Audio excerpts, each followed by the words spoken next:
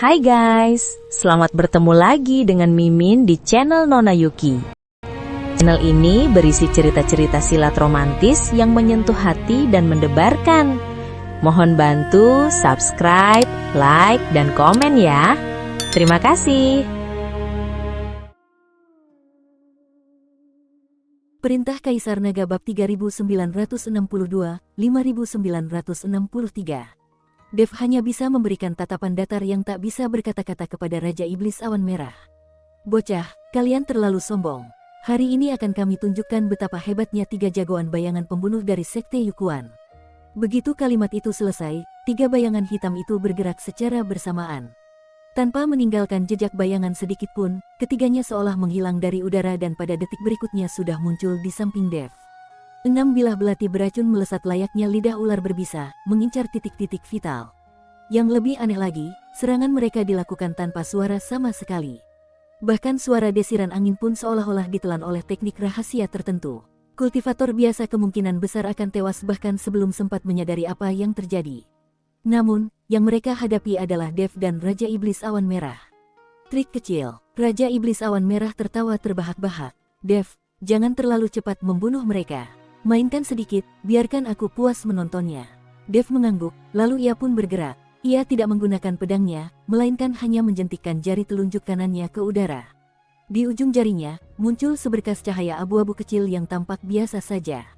Namun, cahaya itu seolah-olah mengandung kekuatan lubang hitam yang sanggup menelan segalanya. Cahaya, suara, bahkan energi spiritual di sekitarnya tersedot ke arah titik tersebut. Tak terkecuali 6 bilah belati yang menyerang, mereka secara tak terkendali berbelok arah menuju cahaya abu-abu kecil itu. Benda apa ini? Pemimpin berjubah hitam itu sangat ketakutan. Ia belum pernah melihat jurus seaneh ini yang sanggup membelokkan lintasan serangan secara langsung. Namun gerakan Dev jauh lebih cepat. Setelah menjentikkan jarinya, ia membalikkan telapak tangan dan menggenggam udara. Kekacauan kembali ke ketiadaan. Boom! Berpusat pada cahaya abu-abu tadi, sebuah pusaran abu-abu berdiameter 1 tombak muncul secara mendadak, mengeluarkan daya hisap yang mengerikan. Tidak hanya 6 bilah belati yang terhisap dan hancur di dalam pusaran, bahkan ketiga orang berbaju hitam itu pun terhuyung-huyung kehilangan keseimbangan, sementara pelindung energi mereka bergejolak hebat. Gawat, bentuk formasi bayangan 3 bakat, teriak si pemimpin. Tubuh mereka bertiga menjadi kabur dan berubah menjadi 3 kepulan asap hitam yang terus bertukar posisi di dalam asap, mencoba melepaskan diri dari daya hisap pusaran tersebut. Pada saat yang sama, ribuan jarum beracun sehalus bulu sapi melesat keluar dari asap hitam, menutupi seluruh tubuh Dev. Banyak variasi juga, ucap Dev dengan wajah datar. Tangan kirinya membentuk segel mantra, dan kekuatan kekacauan yang sudah menyatu di tubuhnya melonjak keluar, membentuk perisai aura kekacauan di depannya yang memancarkan kilauan tipis 4 warna. Syah, syah. Jarum beracun yang menghantam perisai itu ibarat lemparan lumpur ke dalam samudera, tidak ada riak sedikit pun yang muncul karena jarum-jarum itu segera diurai dan ditelan oleh aura kekacauan. Sekarang giliranku. Kilatan dingin muncul di mata Dev, dan tinju kanannya yang semula menggenggam udara tiba-tiba terbuka lebar. Pusaran abu-abu itu mendadak meledak, namun bukan meledak keluar, melainkan mengerut ke dalam dengan kecepatan ekstrim hingga menjadi sebuah titik hitam seukuran kepalan tangan, lalu boom! Titik hitam itu menghilang, dan sebuah gelombang kejut ruang tak kasat mata menyapu keluar dengan kecepatan yang melampaui kemampuan tangkapan kesadaran spiritual. Uhuk! 3 kepulan asap hitam itu buyar secara bersamaan, menyingkap sosok ketiga orang berbaju hitam yang tampak sangat menyedihkan. Topeng mereka hancur, mulut mereka menyemburkan darah, dan mata mereka dipenuhi oleh kengerian yang mendalam. Gelombang kejut ruang tadi mengabaikan pelindung energi serta teknik rahasia bayangan mereka, serangan itu langsung menghantam raga fisik dan jiwa mereka. Jika bukan karena basis kultivasi mereka yang kokoh dan reaksi yang cepat, serangan tadi sudah cukup untuk membuat mereka terluka parah di tempat. Celaka, bocah ini sama sekali bukan di tingkat 5 alam dewa langit. Pemimpin berjubah hitam itu terkejut sekaligus murka. Kekuatan dan metode aneh yang ditunjukkan Dev benar-benar melampaui prediksi mereka. Baru sadar sekarang. Sudah terlambat, Raja Iblis Awan Merah tertawa terbahak-bahak. Pelarian bayangan. Sebagai elit dari Sekte Yukuan, dalam kondisi hidup dan mati ini, mereka bertiga secara bersamaan mengerahkan teknik pelarian penyelamat nyawa. Tubuh mereka kembali berubah menjadi asap hitam dan melesat ke 3 arah yang berbeda. Ingin lari, Dev mendengus dingin dan menghentakkan kakinya dengan lembut ke tanah. Weeng! Berpusat padanya, selapis gelombang abu-abu yang kasat mata menyebar seketika, menutupi area dalam radius 100 tombak. Dimanapun gelombang itu lewat, ruang seolah-olah dicat dengan warna abu-abu suram, menjadi sangat kental dan lamban. Begitu asap hitam yang merupakan perwujudan ketiga pembunuh itu masuk ke area abu-abu ini, kecepatan mereka seketika melambat lebih dari 10 kali lipat, ibarat nyamuk yang terperangkap di dalam cairan getah ember. Domain kekuasaan. Ini tidak mungkin, raung si pemimpin dengan putus asa. Domain kekuasaan adalah kekuatan yang hanya bisa dikuasai secara awal oleh ahli alam dewa atas. Bagaimana mungkin seorang kultivator alam dewa langit bisa melakukannya? Mereka tidak tahu bahwa setelah Dev menyatukan benih asal mula kekacauan, kendalinya atas kekuatan sudah menyentuh tepi hukum alam. Meski domain kelambatan kekacauan ini bukan domain kekuasaan alam dewa atas yang sesungguhnya, namun sudah memiliki bentuk dasarnya dan lebih dari cukup untuk menjebak kultivator di tingkat yang sama. Berakhir sudah. Dev menyatukan dua jarinya seperti pedang, lalu mengetuk udara 3 kali. 3 aliran aura pedang kekacauan yang sangat padat melesat keluar, mengabaikan jarak ruang, dan dalam sekejap menghantam 3 gumpalan asap hitam tersebut. Terdengar 3 suara letupan ringan. Asap hitam buyar, dan di dada ketiga orang berbaju hitam itu masing-masing muncul sebuah lubang tembus sebesar mangkuk. Pinggiran lukanya sangat halus seperti cermin, namun tidak ada setetes darah pun yang mengalir. Seluruh vitalitas dan daging mereka telah dimusnahkan seketika oleh aura pedang kekacauan. Mayat mereka jatuh dari ketinggian. Dev melambaikan tangan untuk mengambil cincin penyimpanan mereka. Setelah diperiksa dengan kesadaran spiritual, selain tumpukan batu roh dan pil obat, di dalamnya juga terdapat banyak kitab rahasia Sekte Yukuan, racun, senjata rahasia, serta sebuah peta kulit kuno yang rusak. Bahan peta itu sangat istimewa, bukan kulit maupun sutra, dengan pinggiran yang tampak hangus. Di atasnya terdapat gambaran topografi sederhana menggunakan semacam pewarna merah gelap. Salah satu tanda di peta itu ternyata 7 atau 8 bagian mirip dengan simbol pada token pemberian Musa, hanya saja lebih kabur dan kekurangan petunjuk arah serta metode masuk yang krusial. Benar saja, mereka juga punya petunjuk, tapi tidak lengkap. Dev menyimpan peta tersebut. Pantas saja mereka membuntuti kita. Kau ini, kerjamu terlalu cepat. Aku bahkan belum puas menonton. Raja Iblis Awan Merah bangkit berdiri dan memeriksa ketiga mayat tersebut. Tiba-tiba, ia merogoh sebuah jimat giok hitam dari balik baju si pemimpin yang terukir gambar kepala hantu yang menyeramkan. Ini jimat peminta bantuan milik Sekte Yukuan. Dia sempat menghancurkannya saat pertarungan tadi, ucap Raja Iblis Awan Merah. Artinya, orang-orang Sekte Yukuan lainnya akan segera tahu mereka tewas dan tahu posisi kita di sini. Dev mengerutkan dahi sedikit. Merepotkan, kita harus segera memasuki mata ketiadaan. Keduanya tidak menunda lagi, segera meninggalkan platform tersebut dan masuk lebih dalam ke domain sabuk badai. Sesuai dengan metode yang diajarkan oleh Musa, Dev mengaktifkan token penunjuk jalan dan mulai bergerak menembus sabuk badai yang kacau dengan susah payah. Adanya variabel berupa Sekte Yukuan memaksa mereka untuk mempercepat langkah, banyak bahaya yang seharusnya bisa dihindari kini terpaksa diterjang secara langsung.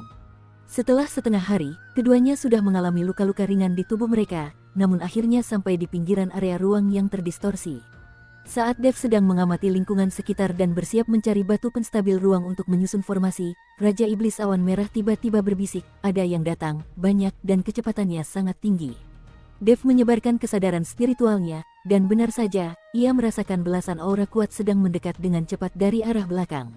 Yang paling lemah berada di tingkat 9 alam dewa langit, sementara 2 yang terkuat secara mengejutkan telah mencapai tingkat 2 alam dewa atas.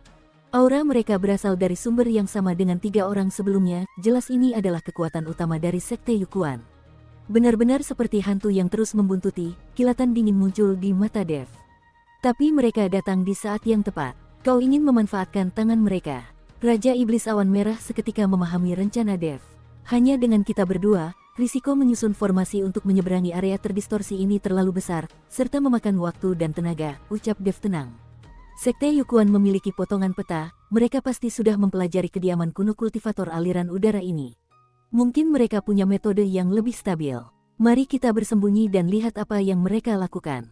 Keduanya segera menahan aura mereka dan masuk ke dalam sebuah batu melayang raksasa yang penuh retakan. Dengan bantuan aura kekacauan, mereka menyatu dengan batu tersebut hingga tidak bisa dibedakan. Tak lama kemudian, belasan bayangan hitam membelah badai dan muncul di tepi area terdistorsi. Pemimpinnya ada 2 orang, satu tinggi dan satu pendek. Yang tinggi adalah seorang lelaki tua berwajah kering dengan kelopak mata cekung, memegang tongkat tulang putih dengan aura yang sangat menyeramkan. Yang pendek adalah seorang cebol dengan kepala yang sangat besar, matanya memancarkan cahaya hijau aneh, sementara tangannya memainkan untaian tengkorak kecil. Keduanya adalah ahli tingkat 2 alam dewa atas. Di belakang mereka terdapat 10 orang berjubah hitam dengan aura yang tangguh. Tetua Agung, Tetua Ketiga, lentera jiwa dari 3 jagoan bayangan pembunuh telah padam. Posisi terakhir mereka dilaporkan berada di sekitar sini, lapor salah satu pengikut berjubah hitam dengan hormat. Leluhur Agung Sekte Yukuan, si pria tinggi kering, menyapu pandangannya ke sekeliling. Matanya yang keruh tertuju pada area ruang yang terdistorsi untuk waktu yang lama. 3 jagoan itu biasanya bertindak sangat hati-hati. Jika bukan karena bertemu musuh yang kekuatannya jauh melampaui prediksi, mustahil mereka bahkan tidak sempat melarikan diri. Pembunuh mereka kemungkinan besar sudah masuk ke dalam. Tetua Ketiga yang cebol menjilat bibirnya, mata hijaunya berkilat tamak. Bisa membunuh mereka bertiga, kekuatannya tidak boleh diremehkan.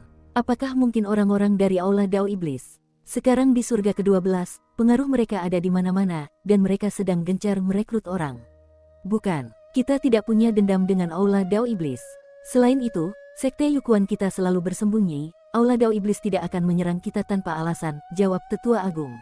Lalu siapa yang membunuh 3 jagoan? Di seluruh surga ke-12, tidak banyak orang yang sanggup menghabisi mereka bertiga sekaligus, Tetua Ketiga mengerutkan dahi. Sudahlah, masuk dulu dan lihat saja. Jangan-jangan ada orang lain yang juga mengincar kediaman ini. Peta, Tetua Agung mengulurkan tangan. Seorang berjubah hitam segera menyerahkan peta kulit yang rusak, persis seperti yang dimiliki Dev namun tampak lebih usang. Kedua tetua itu mempelajari peta tersebut dengan teliti sambil mengamati distorsi ruang di depan, mendiskusikan sesuatu dengan suara rendah. Sesaat kemudian, Tetua Ketiga mengeluarkan sebuah labu hitam penuh lubang dari balik bajunya. Begitu tutupnya dibuka, ia merapalkan mantra. Seketika, ribuan kumbang hitam seukuran kacang kedelai dengan sayap transparan tipis terbang keluar dari labu tersebut. Kumbang-kumbang ini bergerak sangat cepat dan tampak sangat sensitif terhadap fluktuasi ruang. Mereka berputar sejenak di tepi area terdistorsi, lalu membentuk barisan unik dan terbang masuk mengikuti sebuah jalur yang berkelok-kelok. Ajaibnya, di jalur yang mereka lalui, turbulensi ruang yang liar dan retakan tersembunyi seolah ditenangkan oleh kekuatan tertentu dan menjadi jauh lebih stabil. Kumbang pelacak jejak memang manjur. Tetua Ketiga berkata bangga. Pusaran ruang ini tampak kacau, namun sebenarnya mengikuti prinsip formasi pemurnian kekacauan milik kultivator aliran udara kuno. Setiap periode tertentu, sebuah jalur serangga yang relatif aman akan muncul. Mengikuti kumbang ini, kita bisa menemukan pintu masuk mata ketiadaan. Tetua Agung mengangguk pelan. Cepatlah, jalur ini tidak akan bertahan lama. Semuanya, ikuti kumbang dengan rapat, jangan sampai ada kesalahan. Sesuai perintah, rombongan Sekte Yukuan segera berbaris. Di bawah pimpinan Tetua Ketiga, mereka melangkah hati-hati memasuki area terdistorsi, menyusuri jalur yang dibuka oleh kumbang pelacak. Dari dalam batu melayang, Dev dan Awan Merah menyaksikan semuanya dengan jelas. Hebat juga, mereka bisa melatih serangga spiritual khusus untuk menembus labirin ruang, bisik Dev melalui transmisi suara. Mari ikuti mereka, biarkan mereka yang membukakan jalan untuk kita. Begitu sampai di pintu masuk, baru kita bertindak. Keduanya membuntuti secara diam-diam. Dengan kemampuan penyembunyian aura kekacauan dan sensitivitas Dev terhadap ruang, mereka terus menjaga jarak sekitar 100 tombak di belakang rombongan Sekte Yukuan tanpa ketahuan.